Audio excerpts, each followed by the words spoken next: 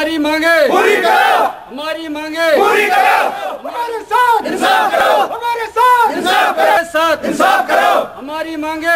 जो हमारा पीएफ जमा होता था वो हमारा रेगुलर नहीं हुआ, जैसे जमा होना था वैसा नहीं हुआ। उसमें पहले 7 महीनों का गफला था, 7 महीनों का तो बिल्कुल जमा नहीं हो चुका था।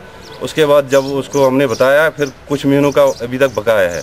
मुझे भी समझ नहीं आ रहा है एलिगेशन ऑन व्हाट ग्राउंड्स है और किस इंसान पे person, it's upon me on my department, I don't know personally about it, but as far as this code is concern 6423 dear Jamwal, it's under examination. The case is purely under observation and examination. Of course, partially is missing. उन्होंने वो पैसा जेब में डाला, क्या डाला, जो मैंने कैश दिया है। हाँ, अब ये बता रहे हैं कि बैंक में जमा करना था। जो इनके पास जमा है बैंक में, ये मेरे को बैंक का चालान दे दें उसका।